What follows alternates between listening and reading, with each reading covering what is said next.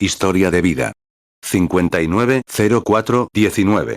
Predicado el domingo por la tarde, 19 de abril de 1959 en el Templo del Ángelus en Los Ángeles, California, 2 horas y 4 minutos, inclinemos nuestros rostros un momento para orar.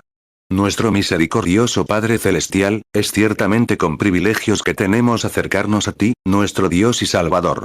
Escuchar este maravilloso cántico, cuán grande eres. Nos conmueve porque sabemos que eres grande. Y oramos para que tu grandeza se manifieste de nuevo en nosotros esta tarde mientras hablamos. Y me ha tocado, por primera vez en muchos años, intentar volver al pasado. Y te ruego que me des la fuerza y lo que necesito, Señor, para estar en este momento. Y que todos mis errores en la vida sean solo un trampolín para otros, que los acerque a ti. Concédelo, Señor. Que los pecadores vean las huellas en la arena del tiempo y sean guiados hacia ti. Esto lo pedimos en el nombre del Señor Jesús. Amén. Pueden sentarse. Muy bien, Señor, gracias. Este santo hombre, el hermano Glover, a quien conozco desde hace algunos años, tuvo el privilegio de estar con él anoche, y me dijo que había estado en reposo un tiempo. Y ahora, a sus 75 años, regresa al servicio del Señor. No estoy ni la mitad de cansado que antes de oír eso. Pensé que estaba cansado, pero no lo creo.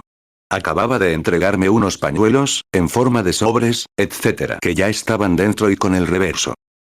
Ahora bien, cualquiera de ustedes, en la zona de la radio, o aquí, que desee uno de estos pañuelos, y el Templo Ángelus los envía constantemente, puede escribir aquí mismo al Templo Ángelus y orarán por él. Porque les aseguro que es la escritura.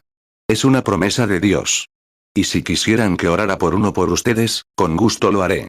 Simplemente escríbanme al apartado postal 3 de febrero de 2005, 325, Jeffersonville, escrito Jeffersonville. Jeffersonville, Indiana. O si no recuerdan el apartado postal, escriban Jeffersonville. Es una ciudad pequeña, con una población de unos 35.000 habitantes. Todos me conocen allí. Así que con gusto oraremos por un pañuelo y se lo enviaremos. Y, ahora, hemos tenido mucho éxito al hacer esto, porque, tendrán una pequeña carta modelo que dice que la gente de todo el mundo reza cada mañana a las 9, a las 12 y a las 3. Y pueden imaginarse, en todo el mundo, a qué hora de la noche tienen que levantarse para hacer esta oración. Así que si todas estas decenas de miles de veces, están enviando oraciones a Dios a esa misma hora por este ministerio, su enfermedad, Dios simplemente no puede rechazar eso. Y ahora nosotros, como dije, no tenemos ningún programa, no queremos ni un centavo de dinero. Solo estamos, si podemos ayudarlos, para eso estamos aquí. Y permítanos, alguien trae otro montón de pañuelos. Ahora bien, si no tienes un pañuelo que quisieras enviar, bueno, entonces simplemente escribe. Si no lo necesitas ahora mismo, guárdalo en el libro de los Hechos, en la Biblia, capítulo 19. Será una especie de pequeño listón blanco que te será enviado, con las instrucciones para confesar tus pecados primero. Y, gracias, cómo confesar tus pecados. Nunca debes intentar obtener nada de Dios sin antes estar bien con Él. Y luego se te instruye que llames a tus vecinos y a tu pastor. Si tienes algo en tu corazón contra alguien, ve y arréglalo primero, y regresa. Y luego ahora, ten una reunión de oración en tu casa, y sujeta este pañuelo a tu ropa interior, luego cree en Dios. Y a esas mismas 3 horas, cada día, habrá gente alrededor del mundo orando, una cadena alrededor del mundo. Y ahora es tuyo, completamente gratis, solo envía. Y, ahora, no te responderemos para amonestarte ni para contarte sobre algún programa que tengamos. Queremos que apoyes un programa, pero no tenemos ninguno que puedas apoyar. Así que no es para obtener tu dirección, es simplemente un alojamiento y un ministerio del Señor que intentamos llevar adelante. Ahora, inclinemos nuestros rostros. Y si estás en el mundo de la radio y tienes tu pañuelo ahí, simplemente pon tu mano sobre él mientras oramos. Señor misericordioso, te traemos estos pequeños paquetes, quizás algunos parezcan chalecos para bebé, o una camiseta, o tal vez un par de patucos, o algo así, un pañuelo, que va para los enfermos y afligidos. Señor, es conforme a tu palabra que hacemos esto. Porque leemos en el libro de los Hechos que tomaron del cuerpo de tu siervo Pablo pañuelos y delantales, porque creyeron que tu espíritu estaba sobre el hombre. Y los espíritus inmundos salieron de la gente, y las aflicciones y enfermedades los dejaron, porque creyeron. Y ahora nos damos cuenta, Señor, de que no somos San Pablo, pero sabemos que sigues siendo Jesús. y oramos para que honres la fe de estas personas. Hechos 19:12, de manera que se llevaban a los enfermos pañuelos o delantales de su cuerpo, y las enfermedades se iban de ellos, y los espíritus malos salían. 8 Y se dijo una vez que cuando Israel, tratando de obedecer a Dios, cayó en una trampa, con el mar frente a ellos, las montañas a ambos lados y el ejército del faraón acercándose, y alguien ha dicho que Dios miró hacia abajo a través de esa columna de fuego con ojos enojados, y el mar se asustó, se retiró y abrió un camino para que Israel cruzara hacia la tierra prometida. Oh Señor, mira hacia abajo de nuevo cuando estos paquetes se depositen sobre los cuerpos enfermos en conmemoración de tu palabra viva, y que la enfermedad se asuste. Mira a través de la sangre de tu Hijo, Jesús, quien murió por esta expiación, y que el enemigo se asuste y se aleje. Para que este pueblo pueda entrar en la promesa de que, sobre todas las cosas, es tu deseo que prosperemos en salud. Concédelo, Padre, porque lo enviamos con esa actitud en nuestro corazón. Y ese es nuestro objetivo. Lo enviamos en el nombre de Jesucristo. Amén. Gracias, hermano Glover. Gracias, Señor. 3 Juan 1:2 Amado, yo deseo que tú seas prosperado en todas las cosas, y que tengas salud, así como prospera tu alma. 9 Ahora bien, esta noche, al concluir esta parte del avivamiento, no sé si se transmitirá o no. Pero quisiera decirles, si no, a los radioyentes que esta ha sido una de las mejores reuniones que he tenido en muchísimos años. Ha sido una reunión sólida, llena de amor y cooperación, en la que he participado durante mucho tiempo. 10 Un hermano dice, estamos al aire hasta las 4:15, hermano. Y te están escuchando por todo el sur de California, en las islas y en los barcos. Recibimos mensajes de ellos. Así que tienes una gran audiencia, miles y decenas de miles. Gracias, Señor. Muy bien. Me alegra oír eso. Que Dios los bendiga a todos. Y sin duda siempre he tenido un lugar especial en mi corazón para el Templo del Ángelus, por su postura a favor del Evangelio completo de Jesucristo. Y ahora, parece ser más personal para mí. Después de conocerlos a todos y ver su buen espíritu, me siento más como uno de ustedes que antes. Que Dios los bendiga, es mi oración. 11 Ahora, se anunció que hoy les contaría brevemente sobre la historia de mi vida. Es algo difícil para mí. Esta será la primera vez que intente abordarla en muchos años. Y no tendría tiempo para entrar en detalles, solo una parte. He cometido muchos errores y he hecho muchas cosas mal. Y deseo que ustedes en la radio, y los presentes, no tomen mis errores como piedras de tropiezo, sino como peldaños para acercarse al Señor Jesús. 12 Esta noche, se repartirán las tarjetas de oración para el servicio de sanidad. Cuando hablamos de servicio de sanidad, no significa que vayamos a sanar a alguien. Vamos a orar por alguien. Dios sana. Él ha sido muy misericordioso conmigo al responder mis oraciones. Hace un tiempo, hablaba con el gerente de un famoso evangelista aquí, y me preguntaron por qué este evangelista no oraba por los enfermos. El evangelista le respondió al gerente de mis reuniones. Este evangelista cree en la sanidad divina, pero si comenzara a orar por los enfermos, interrumpiría su servicio, porque está patrocinado por iglesias. Muchas iglesias, y muchas de ellas, no creen en la sanidad divina. Así que honro y respeto al evangelista porque mantiene su puesto, su responsabilidad. Quizás él podría, yo nunca podría ocupar su lugar, y dudo que él pueda ocupar el mío. Todos tenemos un lugar en el reino de Dios. Todos estamos unidos. Distintos dones, pero el mismo espíritu. Distintas manifestaciones, quise decir, pero el mismo espíritu. 1 Corintios 12:4 Ahora bien, hay diversidad de dones, pero el espíritu es el mismo.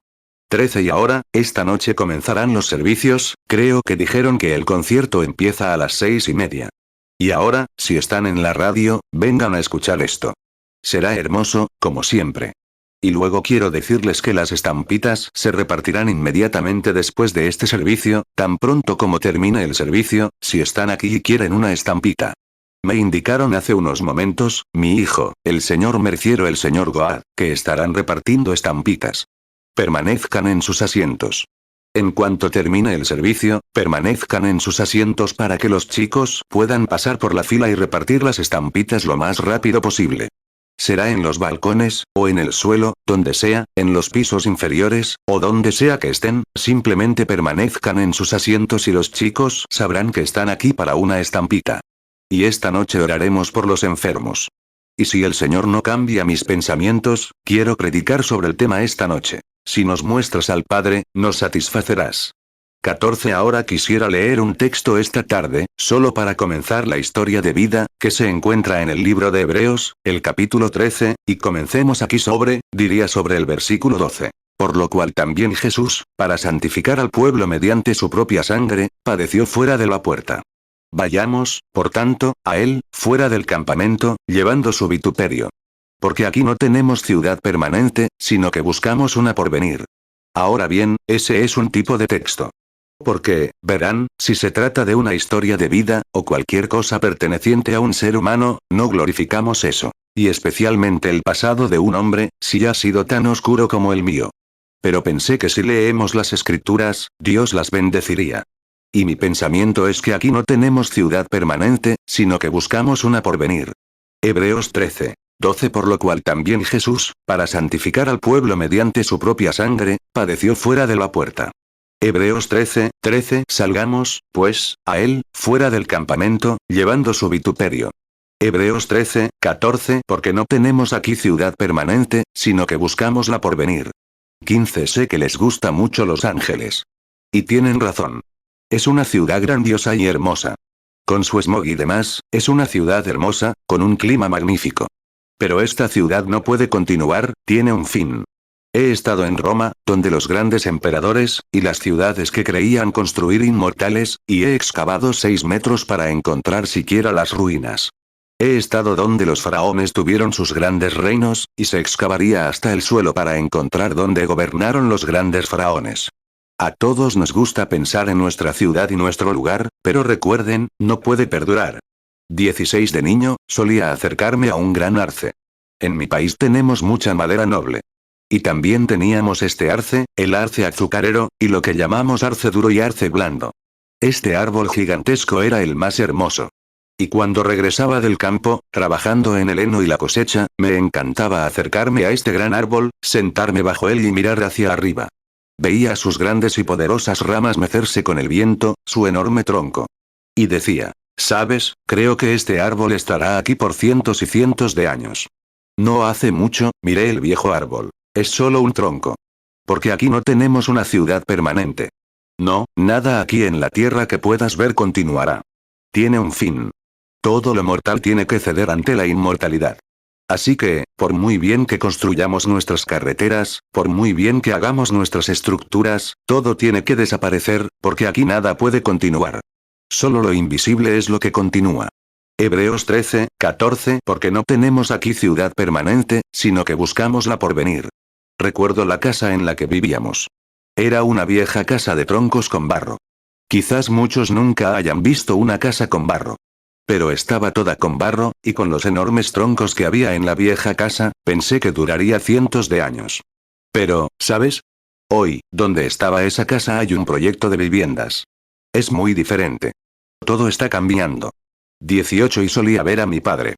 Era un hombre bastante bajo y robusto, muy fuerte, y uno de los hombrecitos más fuertes que conocía. Conocí al señor Coates, un tipo con el que trabajaba en la tala de árboles, era leñador, y griega. Hace como un año.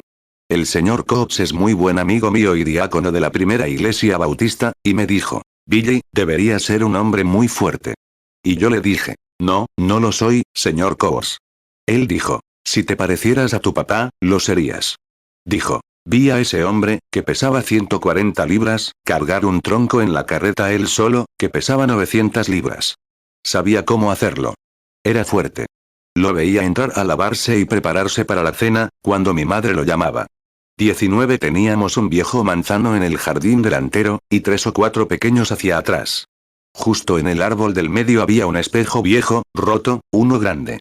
Lo habían clavado al costado del árbol con clavos doblados. Algo así como lo que algunos carpinteros que me escuchan llamarían perchas. Lo habían doblado para sujetar el espejo. Y había un peine viejo de hojalata. ¿Cuántos han visto alguna vez un peine de hojalata antiguo? Yo lo veo.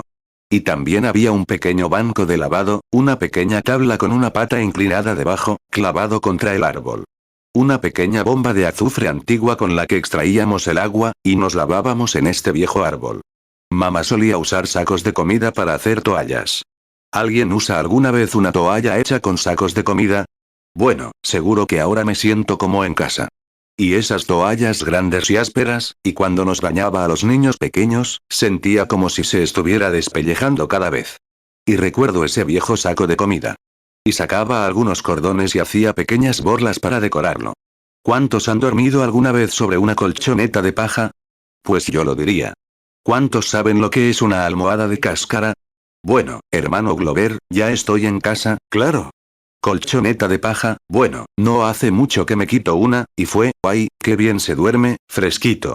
Luego, en invierno, cogen la vieja colchoneta de plumas y se acuestan encima, ¿sabes? Y luego tienen que ponernos una lona encima porque la nieve se colaba por las grietas de la casa, ¿sabes? Donde se levantaban las viejas tejas de madera, ¿sabes? Y la nieve se colaba.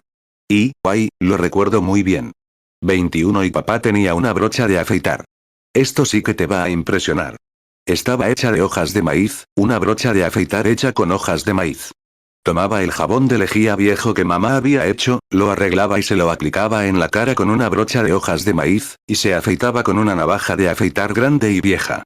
Y los domingos cogía los trozos de papel, se los pegaba al cuello, usaban cuellos de celuloide, y se los ponía así alrededor del cuello para evitar que la espuma le manchara el cuello de la camisa. ¿Viste alguna vez que se hiciera eso? Madre mía. Recuerdo un pequeño manantial allá abajo, donde solíamos ir a beber agua, y la sacábamos de un viejo cucharón de calabaza. ¿Cuántos han visto alguna vez un cucharón de calabaza? Bueno, ¿cuántos de ustedes son de Kentucky? Miren a los kentuckianos. Vaya, tengo razón, pensé que aquí solo había gente de Oklahoma y Arkansas, pero parece que Kentucky se está acercando. Bueno, encontraron petróleo en Kentucky hace unos meses, así que quizá algunos vengan para acá. 23 y luego recuerdo cuando papá entraba a lavarse para la cena, se arremangaba, y esos bracitos regordetes y cortos. Y cuando se los levantaba para lavarse, se echaba el agua en la cara, con esos músculos apretujados en sus bracitos. Y yo dije, ¿sabes? Mi papá vivirá 150 años. Era tan fuerte. Pero murió a los 52. Aquí no tenemos una ciudad que perdure. Así es. No podemos continuar. 24 ahora, hagamos un pequeño viaje. Todos ustedes tienen una historia de vida, igual que yo, y es bueno recordarla de vez en cuando. ¿No les parece? Simplemente retrocedan. Y retrocedamos un rato, a experiencias similares de niños pequeños. Y ahora, la primera parte de la historia de vida, la mencionaré brevemente, porque está en el libro y muchos de ustedes lo tienen. Nací en una pequeña cabaña en la montaña, en lo alto de las montañas de Kentucky. Teníamos una sola habitación, sin alfombra, ni siquiera madera. Era simplemente un suelo desnudo. Y un tocón, la punta de un tocón cortado con 3 patas, era nuestra mesa. Y todos esos pequeños Branhams se amontonaban allí, y en la entrada de la vieja cabaña, y se revolcaban, parecía como si un grupo de zarigüeyas se hubiera revolcado en el polvo, ¿sabes? Todos los hermanitos. Éramos 9, y una niña. Y ella lo pasó muy mal entre ese grupo de niños. Todavía hoy debemos respetarla por las cosas que hicimos en aquellos días. No podía ir con nosotros a ningún lado, la obligábamos a regresar, era una niña. Así que no podía soportarlo, ¿sabes? Así que teníamos, y todo, 26. ¿Recuerdas que detrás de la mesa solo teníamos 2 sillas, hechas de corteza de ramas? Eran solo troncos viejos de nogal unidos, con la base unida con corteza de nogal. ¿Alguien ha visto alguna vez una silla de corteza de nogal? Sí. Y todavía oigo a mamá. Más tarde, cuando llegamos a un lugar donde podía tener suelo de madera, con esos bebés en su regazo así, meciendo esa vieja silla, van, van, van. Van, éramos muy pobres, los más pobres de entre los pobres. Y ni siquiera teníamos una ventana en esta pequeña cabaña. Tenía una especie de puertecita de madera que se abría. Dudo que hayan visto algo así, una puertecita de madera que se abría en lugar de una ventana. Se abría de día y se cerraba de noche. En aquellos tiempos no podíamos encender la luz eléctrica, ni siquiera quemar queroseno. Teníamos lo que llaman una lámpara de grasa. Ahora bien, no sé si alguna vez saben qué era una lámpara de grasa. Bueno, ¿qué? ¿Y alguna vez queman un nudo de pino? Solo toman un nudo de pino, lo encienden y lo ponen sobre una tapa. Arde. Y eso, se llenó de humo, pero de todas formas no tenían muebles para ahumar. Así que, la cabaña se llenó de humo. Tiraba bien porque había suficiente techo para que el humo entrara. Nací el 6 de abril de 1909. Claro, ya saben, eso me hace tener un poco más de 25 años ahora. Y entonces, la mañana que nací, mi madre dijo que abrieron la ventana. Ahora, no teníamos médicos, había una partera. Y esa partera era mi abuela. Y entonces cuando nací y empecé a llorar, mi madre quería ver a su hijo. Y ella misma no era más que una niña. Y cuando abrieron la pequeña ventana, justo al amanecer, sobre las 5, y había un viejo petirrojo sentado junto a un pequeño arbusto, como todos han visto la imagen en mi libro de la historia de mi vida. Un viejo petirrojo estaba sentado allí, cantando con todo su ser. 29 Siempre me han encantado los petirrojos. Ahora, muchachos de la tierra de la radio, no disparen a mis pájaros. Verán, son mis pájaros. ¿Alguna vez escucharon la leyenda del petirrojo, cómo consiguió su pecho rojo? Me detendré aquí un momento. ¿Cómo consiguió su pecho rojo? Estaba el rey de reyes muriendo un día en la cruz, y estaba sufriendo y nadie venía a él. No tenía a nadie que lo ayudara. Y había un pequeño pájaro marrón que quería sacar los clavos de la cruz, y seguía volando hacia la cruz y tirando de esos clavos. Era demasiado pequeño para sacarlos, y se puso todo rojo de sangre. Desde entonces su pecho ha estado rojo. No le disparen, muchachos. Déjenlo en paz. Estaba sentado al lado de la ventana, viendo cómo cantan los petirrojos. Y papá abrió la ventana. Y cuando abrieron la puertecita, esa luz que ven en la foto entró dando vueltas por la ventana, dice mi madre, y se cernió sobre la cama. La abuela no sabía qué decir. 30 Ahora bien, no era una familia religiosa. Mi familia es católica. Soy irlandesa por ambos lados. Mi padre es estrictamente irlandés, Branham. Mi madre es Arbey. Solo que su padre se casó con una india cherokee, así que eso rompió la pequeña línea, la sangre irlandesa. Y mi padre y mi madre no iban a la iglesia, y se casaron fuera de ella, y no tenían religión alguna. Y allá en las montañas ni siquiera había una iglesia católica. Así que llegaron los primeros colonos, 2 Branham, y de ahí surgió toda la generación de Branham. Esa es la genealogía de la familia. 31 Y entonces cuando abrieron la ventana y vieron la luz allí, no supieron qué hacer. Papá le había comprado, dijo mamá, un overol nuevo para este evento. Estaba de pie con los brazos dentro del peto viejo, como los que usaban los leñadores de aquellos tiempos. Y eso los asustó. 32 Bueno, después de que me levantara, quizá con 10 días de vida, me llevaron a una pequeña iglesia bautista llamada Reino Zarigüeya. Menudo nombre. Había un viejo predicador ambulante, el predicador bautista tradicional, que pasaba por allí aproximadamente cada 2 meses. La gente celebraba un pequeño servicio, cantaban algunas canciones, pero de vez en cuando, el predicador ambulante predicaba. Le pagaban cada año con un saco de calabazas y algunas cosas así, ya saben, que la gente juntaba para dárselo. Y el viejo predicador pasó y allí oró por mí cuando era niño. Esa fue mi primera visita a la iglesia. 33 Al año de tener algo más de 2 años, tuvo la primera visión. Bueno, habían comentado en las montañas que había entrado una luz. Así que intentaron averiguarlo. Algunos dijeron que debía ser la luz del sol reflejándose en un espejo de la casa. Pero no había espejo. Y el sol no había salido, así que era demasiado temprano, las 5. Y luego, simplemente la pasaron por alto. Y cuando se suponía que tenía casi 3 años, 34 ahora, tengo que ser honesto. Hay cosas aquí que no me gusta decir, y desearía poder evitarlas y no tener que decirlas. Pero, a decir verdad, hay que decir la verdad si se trata de uno mismo o de los suyos. Sé honesto al respecto, y entonces siempre es lo mismo. Mi padre estaba muy lejos de ser una persona religiosa. Era un típico chico de montaña que bebía constantemente. Y se metió en problemas en una pelea. Y hubo 2 o 3 hombres que casi mueren mientras peleaban, se disparaban y se cortaban con cuchillos en una especie de fiesta en las montañas. Y papá había sido uno de los cabecillas de esta pelea, porque había un amigo suyo que había resultado herido y había golpeado a alguien con una silla. El hombre tenía un cuchillo e iba a cortar al amigo de papá en el suelo con este cuchillo, atravesándole el corazón, y papá tomó su parte. Y realmente debe haber sido una pelea terrible, porque desde Burkesville, a muchas millas de distancia, enviaron un sheriff a caballo para perseguir a papá. 35 Así que el hombre yacía al borde de la muerte. Quizás algunos de sus hombres estaban escuchando. Voy a decir su nombre, Will Yarborough era su nombre. Probablemente, creo que algunos de ellos están en California, de sus hijos. Pero era un matón, un hombre poderoso, mató a su propio hijo con una cerca. Era un hombre muy poderoso y malvado. Y entonces hubo una gran pelea a cuchillo entre él y papá. Y mi padre casi lo mata, así que tuvo que huir de Kentucky y cruzar el río hacia Indiana.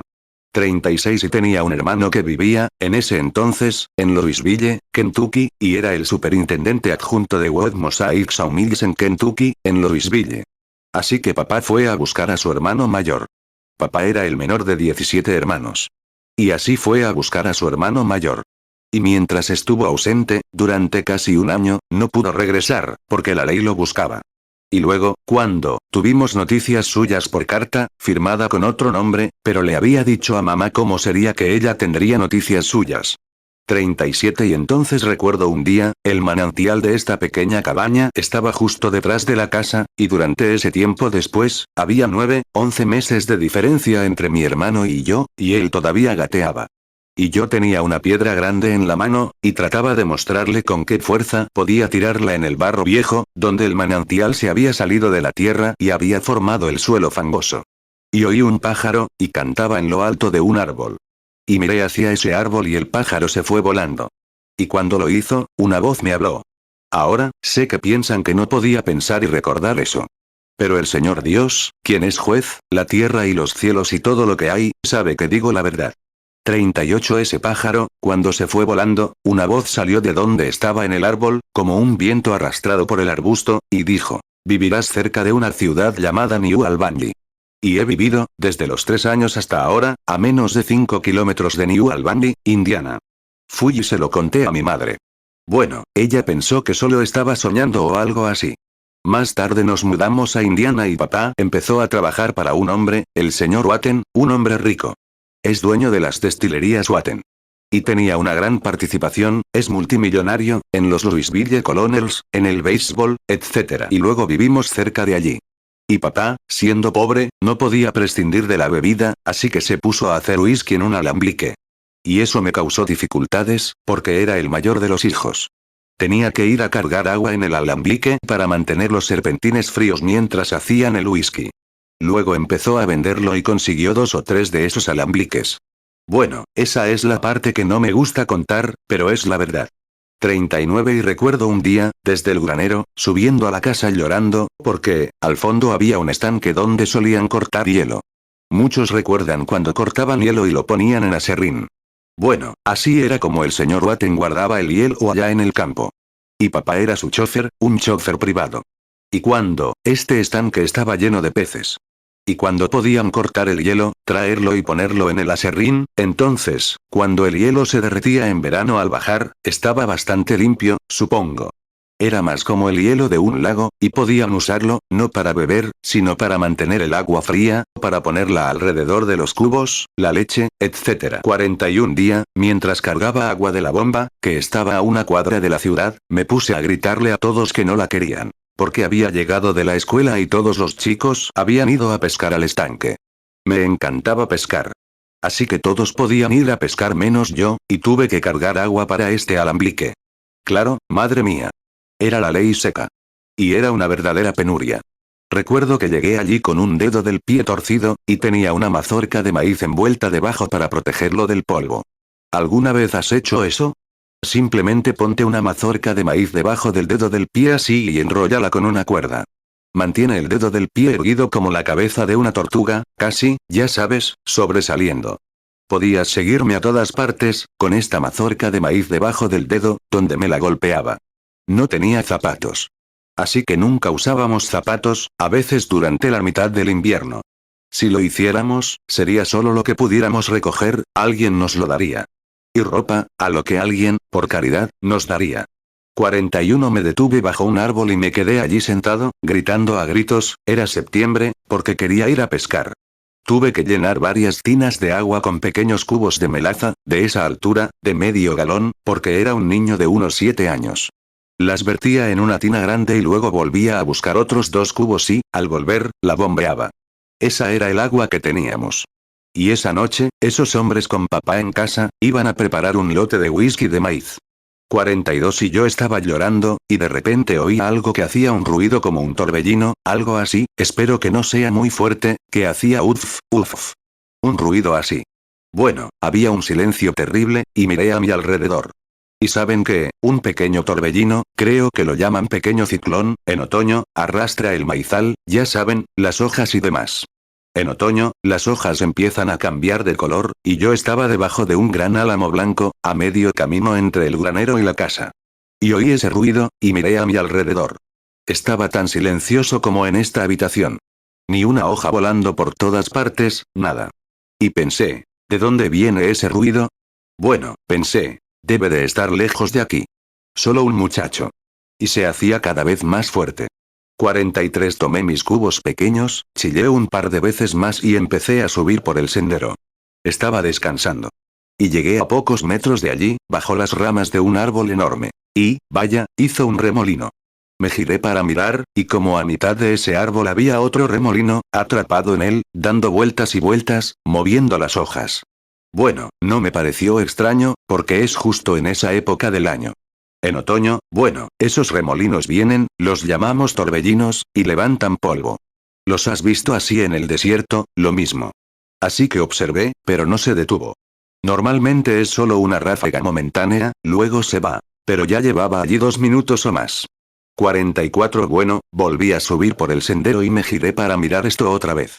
Y cuando lo hizo, una voz humana, tan audible como la mía, dijo: nunca bebas, fumes ni manches tu cuerpo de ninguna manera. Tendrás un trabajo que hacer cuando seas mayor. Me dio un susto de muerte. Imagínense cómo se sentía un niño pequeño. Solté esos cubos y volví a casa con todas mis fuerzas, gritando a todo pulmón. 45. Y había serpientes cabeza de cobre en esa región, serpientes muy venenosas. Mamá pensó que, al acercarme al jardín, quizá había pisado una, y corrió a mi encuentro. Salté en sus brazos, gritando, abrazándola y besándola. Y ella dijo: ¿qué te pasa? ¿Te mordió una serpiente? Me miró de arriba a abajo. Dije: no, mamá. Hay un hombre en ese árbol. Y ella dijo: ay, Billy, Billy. Vamos.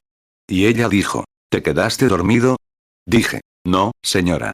Hay un hombre en ese árbol, y me dijo que no bebiera ni fumara. 46. Bebe whisky y cosas así, y yo estaba llenando de agua un destilador de licor en ese mismo momento. Y él me dijo: nunca bebas ni manches tu cuerpo de ninguna manera.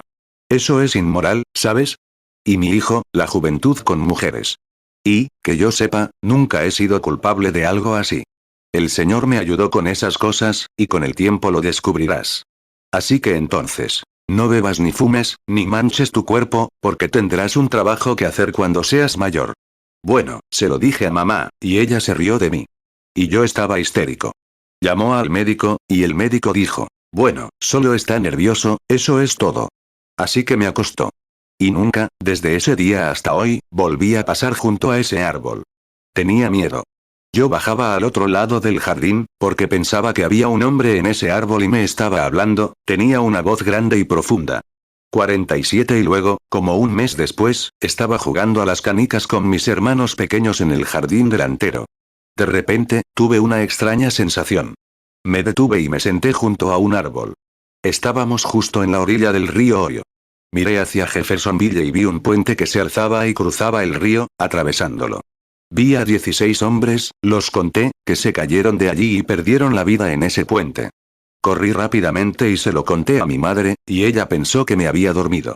Pero lo tuvieron presente, y 22 años después, el puente municipal, que muchos de ustedes cruzan cuando cruzan por allí, cruzaba el río por el mismo lugar, y 16 hombres perdieron la vida construyéndolo. Siempre ha sido así. Como pueden ver aquí en el auditorio, siempre ha sido así. 48. Ahora bien, pensaban que solo estaba nervioso. Y es cierto que soy una persona nerviosa. Y, si alguna vez se fijan, la gente con inclinación espiritual también lo está. Fíjense en los poetas y profetas. Y fíjense en William Cowper, quien escribió esa famosa canción: hay una fuente llena de sangre, sacada de las venas de Emanuel. ¿Alguna vez conocen la canción? Estuve junto a su tumba hace poco. El hermano Julius, creo, no sé, no, sí, es cierto, estaba con nosotros allí junto a su tumba. Y allí, después de escribir esa canción, la inspiración lo abandonó, intentó encontrar el camino para suicidarse. El espíritu lo abandonó. Y gente como poetas y autores o no, quiero decir profetas. 49. Miren a Elías, cuando se paró en la montaña e hizo caer fuego del cielo y lluvia del cielo. Luego, cuando el espíritu lo abandonó, huyó ante la amenaza de una mujer. Y Dios lo encontró encerrado en una cueva, 40 días después.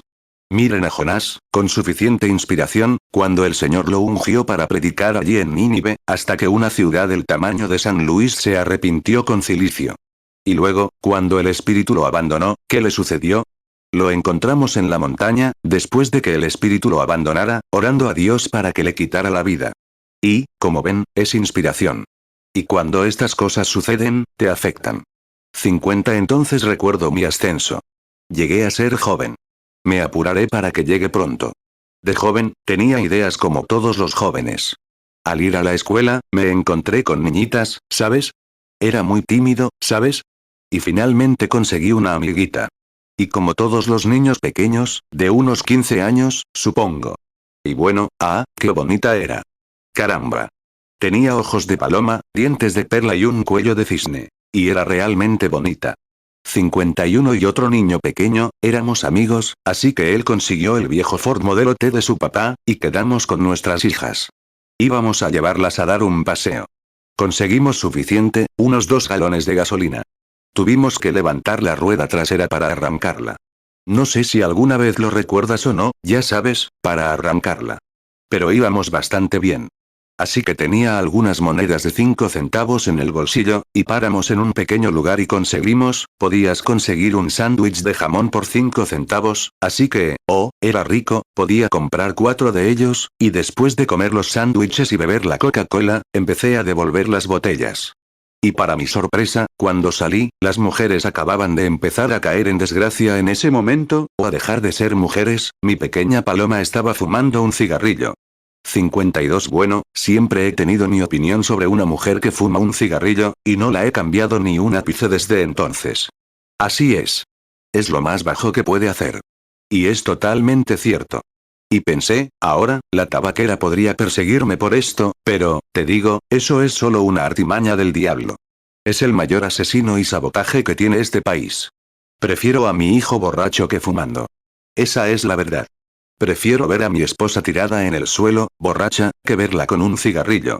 Así es como, 53 ahora, este Espíritu de Dios que está conmigo, si es el Espíritu de Dios, como podrías cuestionar, fumar cigarrillos tiene pocas posibilidades cuando llegues allí, porque eso simplemente, cada vez que lo ves en la plataforma, cómo lo condenan. Es algo horrible. Aléjate de eso. Señora, si has sido culpable de eso, por favor, en el nombre de Cristo, aléjate. Te destroza. Te matará. Es cáncer a montones. Los médicos intentan advertirte. Y luego, ¿cómo pueden venderte esa cosa? Si vas a la farmacia y dices, quiero comprar 50 centavos de cáncer, pues, vendrían a encerrarlos. Pero cuando compras 50 centavos de cigarrillos, estás comprando lo mismo. Los médicos lo dicen. ¡Ay, esta nación ávida de dinero! ¡Qué lástima! Es mortal. Está comprobado. 54 Bueno, cuando vi a esa niñita tan guapa, fingiendo ser tan lista, con un cigarrillo en la mano, que casi me mata, porque de verdad creía que la amaba. Y pensé, bueno. Me llaman odiadora de mujeres, ya lo saben, porque siempre estoy un poco en contra de las mujeres. Pero no contra ustedes, hermanas, solo estoy en contra de cómo actúan las mujeres modernas. Así es. A las buenas mujeres deberían ir acompañadas. 55 Pero recuerdo que cuando mi padre aún estaba allí, corriendo, tenía que llevar agua y demás, ver a jovencitas que no tenían más de 17 o 18 años, con hombres de mi edad, borrachos. Y tenían que despejarlas y darles café solo para que llegaran a casa a prepararles la cena a sus maridos. Algo así, dije, mi comentario entonces fue, no valen una bala limpia para matarlas. Así es. Y odiaba a las mujeres, así es. Y ahora tengo que vigilar cada movimiento para no seguir pensando lo mismo. 56 Pero ahora, una buena mujer es una joya en la corona de un hombre. Debe ser honrada. Mi madre es una mujer, mi esposa también, y son encantadoras. Y tengo miles de hermanas cristianas a las que respeto mucho. Pero si pueden respetar lo que Dios las creó, una maternidad y una verdadera reina, está bien. Una de las mejores cosas que Dios pudo darle a un hombre fue una esposa. Además de la salvación, una esposa es lo mejor, si es una buena esposa. Pero si no lo es, Salomón dijo, una buena mujer es una joya en la corona de un hombre, pero una gruñona, o una inútil, es agua en su sangre. Y es cierto, es lo peor que podría pasar. Así que una buena mujer, si tienes una buena esposa, hermano, debes respetarla con el mayor respeto. Así es, debes hacerlo. Una verdadera mujer. Y, hijos, si tienen una madre de verdad que se queda en casa y se esfuerza por cuidarlos, por mantener su ropa limpia, por enviarlos a la escuela y por enseñarles sobre Jesús, deben honrar a esa dulce madre con todo su ser. Deben respetar a esa mujer, sí, señor, porque es una verdadera madre. Proverbios 12:4 La mujer virtuosa es corona de su marido, mas la que la avergüenza es como carcoma en sus huesos. Hablan del analfabetismo de las montañas de Kentucky. Se ve en estas cosas de la perrera. Algunas de esas viejas madres de por ahí podrían venir a Hollywood y enseñarles a las madres modernas cómo criar a sus hijos. Dejaron que su hija llegara una noche con el pelo revuelto, los labios, deslices, ¿cómo se llama eso? Maquillaje, y el vestido aplastado a un lado, y después de pasar la noche fuera, borracha, tío, se arrancaría una rama de la copa de ese nogal y no volvería a salir. Te digo que, y si tuvieras un poco más de eso, tendrías un mejor Hollywood por aquí, y una mejor nación. Así es. Es cierto. Intenta ser moderna, esa es una de las artimañas del diablo. 58 Ahora, cuando miré a esta niñita, se me encogió el corazón. Pensé, pobrecita. Y ella dijo, ¿quieres un cigarrillo, Billy? Dije, no, señora. Dije, no fumo. Ella dijo, dijiste que no bailabas. Querían ir a un baile y yo no fui. Así que dijeron que había un baile allá, al que llamaban Sycamore Garden. Y dije, no, no bailo. Ella dijo, no bailas, no fumas, no bebes. ¿Cómo te diviertes? Dije, bueno, me gusta pescar y me gusta cazar. Eso no le interesó. Así que me dijo, toma este cigarrillo. Y yo dije, no, señora, gracias. No fumo. 59 Y yo estaba de pie en el guardabarros. Los viejos Ford tenían un estribo, ¿recuerdas? Y yo estaba de pie en ese guardabarros, sentada en el asiento trasero, ella y yo. Y me dijo, ¿quieres decir que no te vas a fumar un cigarrillo? Dijo, y nosotras, las chicas, tenemos más agallas que tú. Le dije, no, señora, no creo que quiera hacerlo. Me dijo, vaya, qué mariquita. Madre mía. Quería ser el gran y malo Bill, así que no quería nada de mariquita. Verás, quería ser boxeadora, esa era mi idea de la vida. Así que dije, marica. Marica. 60, no pude soportarlo. Así que dije, dámelo. Extendí la mano y dije, le demostraré si soy un cobarde o no. Saqué el cigarrillo y empecé a encender la cerilla. Ya sé que, no soy responsable de lo que pienses, solo soy responsable de decir la verdad. Cuando empecé a encender el cigarrillo, tan decidido a fumarlo como a coger esta Biblia, oí algo que decía, uff. Lo intenté de nuevo, pero no pude llevármela a la boca. Me puse a llorar, tiré la cosa al suelo y se rieron de mí. Y caminé a casa. Crucé el campo, me senté allí llorando, y griega. Fue una vida terrible. 61 Recuerdo un día que papá iba al río con los chicos. Mi hermano y yo teníamos que tomar un bote e ir río arriba y río abajo, buscando botellas para poner el whisky. Nos daban 5 centavos la docena, para recogerlas a lo largo del río. Y papá estaba conmigo, y tenía una de esas pequeñas botellas planas, creo que eran como de media pinta. Y había un árbol derribado, y papá, y este hombre estaba con él, el señor Dornbush. Tenía un buen bote, y quería encontrar su favor porque quería usar ese bote. Tenía un buen timón, y el mío no tenía timón en absoluto. Solo teníamos tablas viejas para remar. Y si me dejaba usar ese bote, así que hizo soldadura e hizo los alambiques para papá. Se subieron a ese árbol, y papá metió la mano en el bolsillo trasero y sacó una botellita de whisky, se la dio y él tomó un trago, se la devolvió a papá y él tomó un trago. La dejó en una pequeña ventosa al lado del árbol que se apagaba. Y el señor Dornbush la recogió y dijo, aquí tienes, Billy. Dije, gracias, no bebo. Él dijo, ¿un branam y no bebes? Casi todos murieron con las botas puestas. Y él dijo, ¿un branam y no bebes? Dije, no, señor. No, dijo papá, crié a una cobarde. Mi papá me llamaba mariquita. Dije, pásame esa botella. Y le quité el tapón, decidida a beberla. Y cuando empecé a subirla, uff. Devolví la botella y salí corriendo por el campo a toda velocidad, llorando. Algo me lo impedía. No podía decir que fuera buena, estaba decidida a hacerlo. Pero fue Dios, su gracia, sublime gracia, lo que me impidió hacer esas cosas. Quería hacerlas yo misma, pero él simplemente no me lo permitió. 63 más tarde, cuando tenía unos 22 años, conocí a una chica. Era un encanto. Iba a la iglesia, a una iglesia luterana alemana. Se llamaba Brumbach, que viene del nombre de Brumbauk. Era una chica simpática. No fumaba, ni bebía, ni bailaba, ni nada. Una chica simpática. Salí con ella un tiempo, y, cuando tenía unos 22 años, gané suficiente dinero como para comprarme un viejo Ford, y salíamos juntos. Así que, en ese entonces no había ninguna iglesia luterana cerca. Se habían mudado de Howard Park, allá. 64 y entonces había un ministro, el que me ordenó en la iglesia bautista misionera, el Dr. Roy Davis. La hermana Upshaw, el mismo que me envió al hermano Upshaw, o que le habló de mí, el Dr. Roy Davis. Y él predicaba, y tenía la primera iglesia bautista, no creo que fuera la primera iglesia bautista, tampoco. Era llamada la iglesia bautista misionera en Jeffersonville. Y él predicaba allí en ese entonces, e íbamos a la iglesia por la noche y regresábamos. Y nunca me uní a la iglesia, pero me gustaba ir con ella. Porque la idea principal era ir con ella. Mejor sería ser honesto. 65 así que me fui con ella, y un día ella no era de buena familia, y empecé a pensar, ¿sabes? No debería quitarle tiempo a esa chica. No está bien, porque es una buena chica, y yo soy pobre y griega. Mi padre estaba muy enfermo, y no había forma de que yo pudiera ganarme la vida por una chica así, que estaba acostumbrada a un buen hogar y a alfombras en el suelo. Recuerdo la primera alfombra que vi. No sabía qué era. Di una vuelta por el lateral. Pensé que era lo más bonito que había visto en mi vida. ¿Cómo pondrían algo así en el suelo? Era la primera alfombra que veía. Era una de esas, creo que se llaman alfombras de estera. Puede que me equivoque. Era como de mimbre o algo entrelazado, tirado en el suelo. Verde y rojo muy bonitos, con una rosa grande en el centro, ¿sabes? Era una cosa preciosa. 67 y entonces recuerdo que decidí que o le pedía matrimonio o debía irme y dejar que un buen hombre se casara con ella, alguien que la tratara bien, que le diera dinero y fuera amable con ella. Podía ser amable con ella, pero solo ganaba 20 centavos la hora.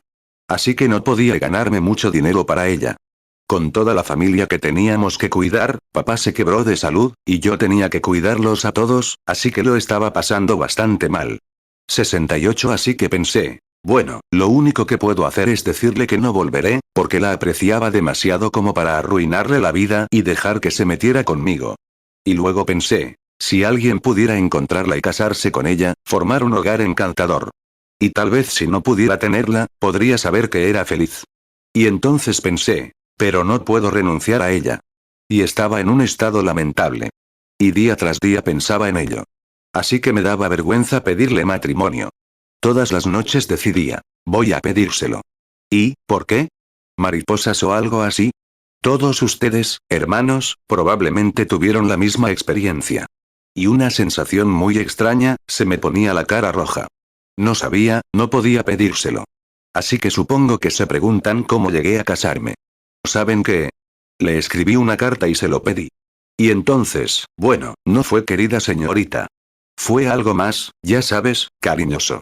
No fue un simple acuerdo, lo escribí lo mejor que pude. 69 y le tenía un poco de miedo a su madre. Su madre era un poco ruda, pero su padre era un holandés viejo y amable, un tipo muy agradable. Era organizador de la hermandad, los ferroviarios, y ganaba unos $500 al mes en aquellos tiempos. Y yo, 20 centavos la hora, por casarme con su hija. Sabía que eso nunca funcionaría. Y su madre era es una señora agradable. Y pertenecía a la alta sociedad, ¿sabes? Y era remilgada, ¿sabes? Así que, de todas formas, no me necesitaba mucho. Yo era solo un chico de campo, sencillo, y ella pensaba que Ope debería irse con un chico de mejor clase, y creo que tenía razón. Y entonces, pero entonces no lo pensé. 70 entonces pensé, bueno, no sé cómo, no puedo preguntarle a su papá, y seguro que no voy a preguntarle a su mamá. Así que tengo que preguntarle a ella primero. Así que me escribí una carta. Y esa mañana, camino al trabajo, la dejé en el buzón. Íbamos a la iglesia el miércoles por la noche, y eso fue el lunes por la mañana. Intenté todo el domingo decirle que quería casarme, pero no me atreví. Así que la dejé en el buzón. Y ese día, en el trabajo, pensé, ¿y si su mamá recibiera esa carta? Madre mía. Entonces supe que estaba perdido, si alguna vez la recibía, porque yo no le importaba mucho. Bueno, solo estaba sudando la gota gorda. 71 y ese miércoles por la noche, cuando llegué, ¡ay, Dios mío! Pensé, ¿cómo voy a ir allá? Si su madre consiguió esa carta, me va a dar una paliza, así que espero que la haya recibido. La dirigí a Ope. Ese era su nombre, Ope. Así que dije, la escribiré aquí, a Ope. Y pensé que quizá no la había conseguido. Así que sabía que no debía parar afuera y tocar la bocina para que saliera. ¡Ay, Dios mío! Y cualquier chico que no tenga el valor de acercarse a la casa, llamar a la puerta y preguntar por la chica, no tiene por qué estar con ella. Tienes toda la razón. Es una tontería. Es una vileza. 72 Así que detuve mi viejo Ford, ¿sabes? Y lo tenía todo lustrado. Así que subí y toqué a la puerta. Merky, su madre, salió. Casi no podía respirar. Le pregunté, ¿cómo está, señora Brumbach? Me dijo, ¿cómo está, William? Pensé, William. Y me preguntó, ¿pasarías? Le dije, gracias. Entré. Le pregunté, ¿está Ope lista? Y justo entonces apareció Ope, una chica de unos 16 años, dando saltitos por la casa. Me dijo, hola, Billy. Le dije, hola, Ope. Le pregunté, ¿ya estás lista para ir a la iglesia? Me respondió, en un minuto. Pensé, ay, nunca lo consiguió, nunca lo consiguió. Bien, bien, bien. Ope tampoco lo consiguió, así que no pasa nada, porque me lo habría puesto. Así que me sentí bastante justo. 73 Y luego, cuando salí para la iglesia, pensé, ¿y si sí lo consiguió? Y no oía lo que decía la doctora Davis. La miraba y pensaba, quizás solo se lo está guardando, y me va a reprender cuando salga de aquí por preguntarle eso. Y no oía lo que decía el hermano Davis. La miraba y pensaba, vaya, me da pena tener que dejarla, pero, seguro que llega el momento decisivo. Así que después de la iglesia, empezamos a caminar juntos por la calle, de camino a casa, y así fuimos al viejo fort. Todo el tiempo, la luna brillaba con fuerza, ¿sabes? Y la miraba, y era guapa. Caramba. La miraba y pensaba, ¿cómo me gustaría tenerla? Pero supongo que no puedo. 74 Así que seguí caminando un poco más, ¿sabes? Y la volví a mirar. Le pregunté, ¿cómo te sientes esta noche? Me respondió, oh, estoy bien. Detuvimos el viejo Ford y empezamos a salir, ya sabes, a dar la vuelta, a doblar la esquina y a subir a su casa. La acompañé hasta la puerta. Pensé, sabes, probablemente nunca recibió la carta, así que mejor lo olvido. De todas formas, tendré otra semana de gracia. Así que empecé a sentirme bastante bien. Me preguntó, Billy. Le dije, ¿sí? Me respondió, recibí tu carta. Ay, Dios mío. Le pregunté, ¿la recibiste? Ella respondió, ajá. Bueno, siguió caminando, sin decir ni una palabra más. Pensé, mujer, dime algo. Llévame lejos, o dime qué te pareció. Y le pregunté, ¿la leíste? Me respondió, ajá. Ya sabes cómo una mujer te mantiene en vilo. No lo decía precisamente así, pero bueno, pensé, ¿por qué no dices algo? Y seguí hablando. Le pregunté, ¿lo leíste todo? Y ella dijo, ajá. 75 Ya casi estábamos en la puerta, y pensé, no me metas en el porche, porque puede que no pueda escapar de ellos, así que dímelo ahora. Y seguí esperando. Y ella dijo, Billy, me encantaría hacerlo. Dijo, te quiero. Dios la bendiga, ahora está en la gloria. Dijo, te quiero. Dijo, creo que deberíamos contárselo a nuestros padres, ¿No te parece? Y yo le dije, cariño, escucha, empecemos con una propuesta al 50%. Le dije, se lo diré a tu papá si tú se lo dices a tu madre, echándole la culpa a ella desde el principio. Ella dijo, de acuerdo, si se lo dices a papá primero. Le dije, de acuerdo, se lo diré el domingo por la noche. 76 Y así, el domingo por la noche, la traje a casa de la iglesia, y no dejaba de mirarme. Y la miré, y eran las 9:30, hora de irme. Charlie estaba sentado en su escritorio, escribiendo. Y la señora Brumbach, sentada en la esquina, tejiendo algo así como un ganchillo, ya sabes, o esos pequeños ganchos que se ponen encima de las cosas, ya sabes. No sé cómo se llama. Y ella estaba haciendo algo de eso. Y Ope no dejaba de mirarme, y me fruncía el ceño, ya sabes, haciendo un gesto a su papá. Y yo, Dios mío. Pensé, ¿y si dice que no? Así que me dirigí a la puerta y dije, bueno, creo que mejor me voy. 77 y caminé hacia la puerta, y ella me acompañó. Siempre venía a darme las buenas noches.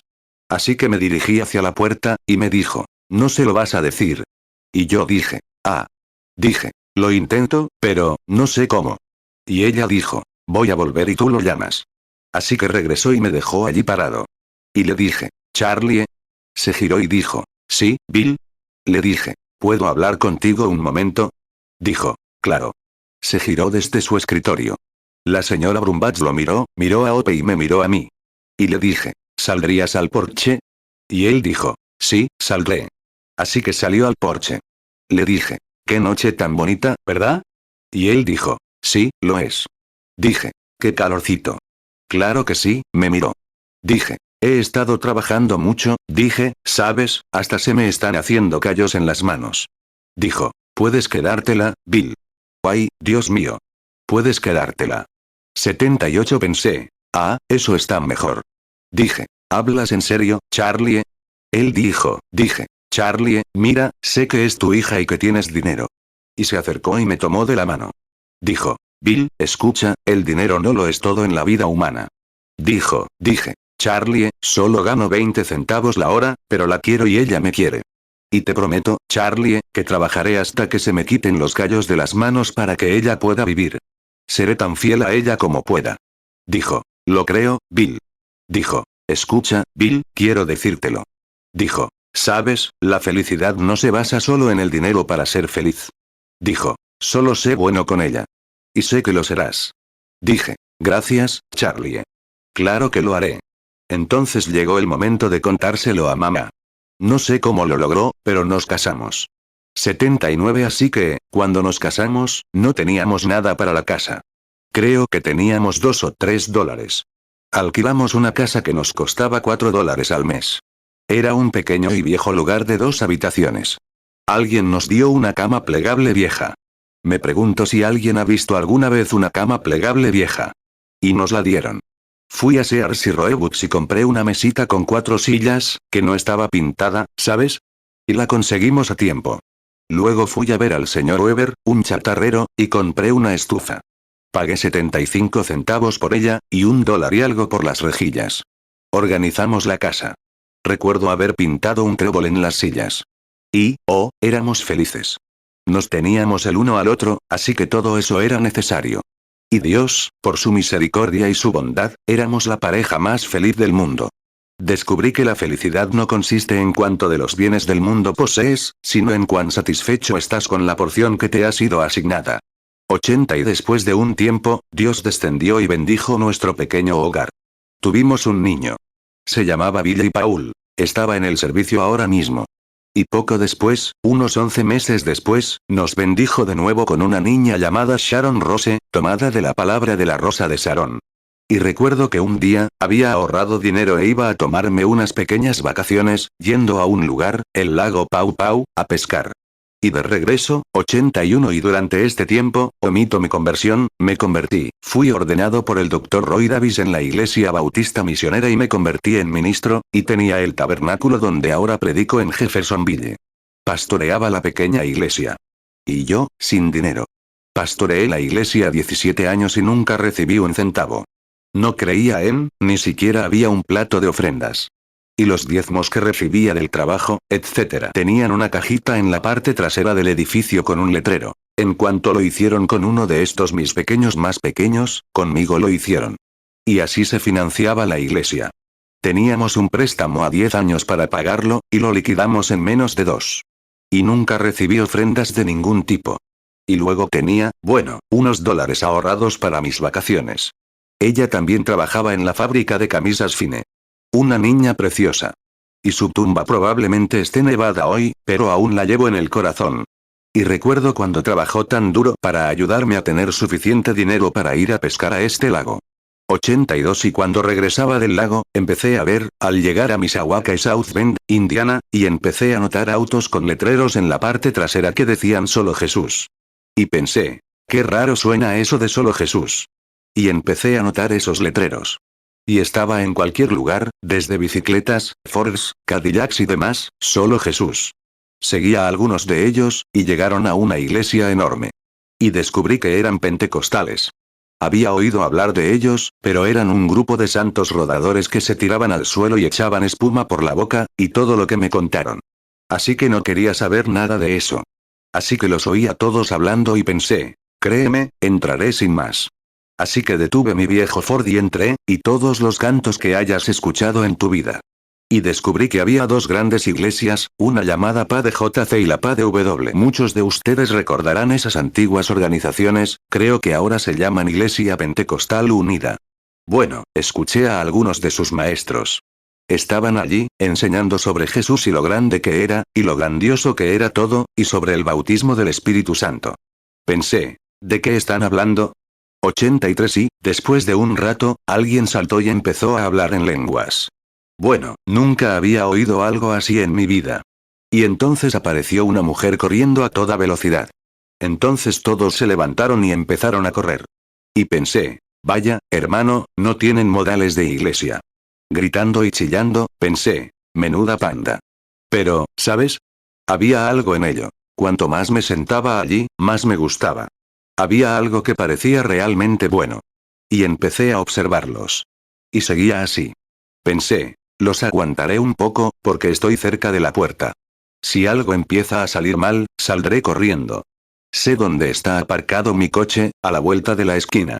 84 y empecé a escuchar a algunos predicadores, eruditos y estudiantes. Pensé, está bien. Llegó la hora de cenar y dije, todos vengan a cenar. Pero pensé, un momento. Tengo $1.75 para ir a casa. Era todo lo que tenía para la gasolina. Solo lo llevaba para volver a casa. Y tenía mi viejo Ford, un Ford bastante bueno. No era un descarriado, era igual que este de aquí, simplemente desgastado. De hecho, creo que ese Ford podía ir a 30 millas por hora. Pero claro, eran 15 millas por aquí y 15 por allá. Sumando todo, son 30. Así que pensé, bueno, esa noche creo que saldría y después, me quedaría para el servicio nocturno.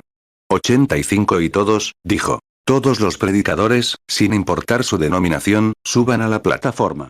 Bueno, éramos unos 200 allí arriba, así que subí. Y entonces dijo, no tenemos tiempo para que prediquen todos. Dijo, pasen y digan quiénes son y de dónde vienen. Bueno, llegó mi turno, y dije, William Branham, Bautista.